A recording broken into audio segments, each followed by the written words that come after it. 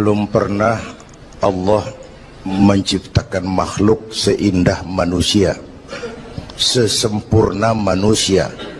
Belum pernah. Itu di Ragunan makhluk Allah puluhan ribu. Bandingin nama kita, bagus mana?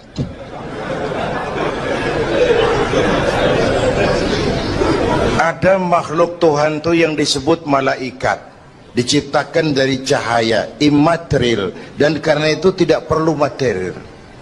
Malaikat diberikan akal tapi tidak diberikan nafsu. Kalau malaikat selalu benar, nggak istimewa. Kalau malaikat nggak pernah salah, wajar. Nggak ada yang bikin mereka salah. Material nggak perlu. Sama duit budek, sama perempuan kagak open. Malaikat.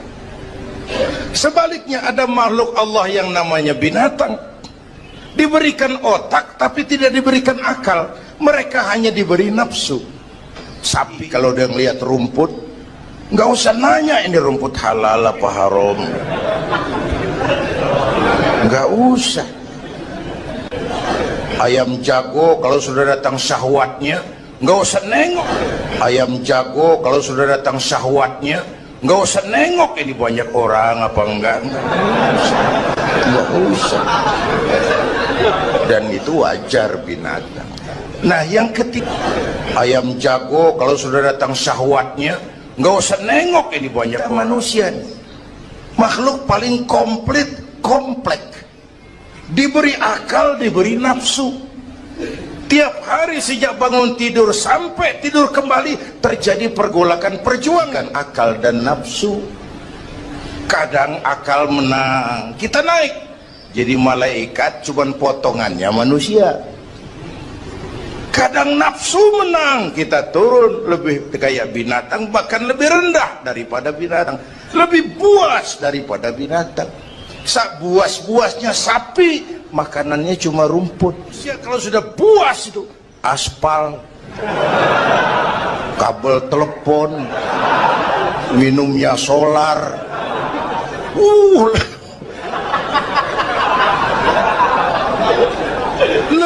Allah menurunkan agama, bukan menghilangkan, mengendalikan, mengatur.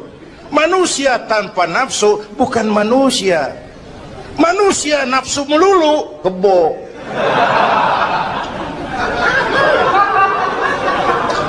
Islam nih, agama nih nggak ngilangin nafsu, ngatur supaya sesuatu pada tempatnya. Jangankan hidup berkehidupan, pakai kopiah saja mesti ada cara. Ada cara ceramah ya gini, dagang miringin dikit, main gaple begini.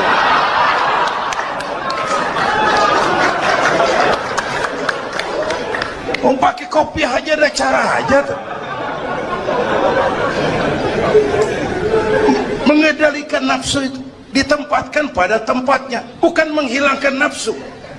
Laki-laki perlu perempuan, perempuan perlu laki-laki, itu nafsu. Ngatur lewat pintu yang disebut nikah. Maka dalam Islam jangankan orang biasa, kiainya boleh kawin.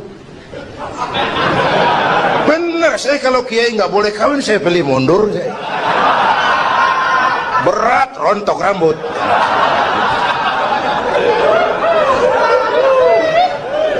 Ngatur.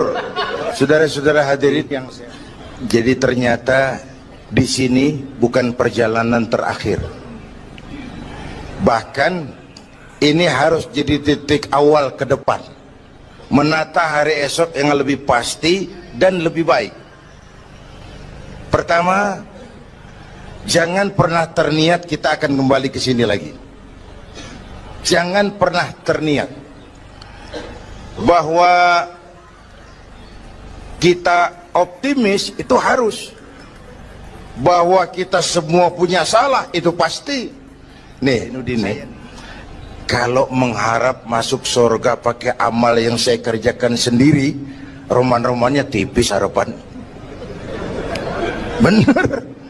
Sholat saya berapa banyak saya tahu, sedekah saya berapa duit saya tahu, sholat saya berapa banyak saya tahu. Terus Nabi Adam dosanya atu, makan buah khuldi. Nabi Adam dosanya atu, dikeluarin dari surga. Kita dosa banyak, pengen masuk. Kan kagak nyambung nih, nggak nyeklek. Untung Allah itu bukan Tuhan pendendam. Allah itu ramah dan penuh rahmah. Manusia, dosamu banyak, coba kau lihat rahmatku jauh lebih banyak. Manusia, dosamu besar, lihat ampunanku jauh lebih besar. Kau nangis di hadapanku, aku senyum melihatmu. Kau berjalan menujuku, aku lari menyambutmu. Sini manusia, sini. Yang bikin kita optimis, Allah ramah dan penuh rahmah. Tuhan kita bukan Tuhan pendendam. Jangankan kita nih yang ada dalam Duratan Riyadhus Shalihin itu kan riwayat lama.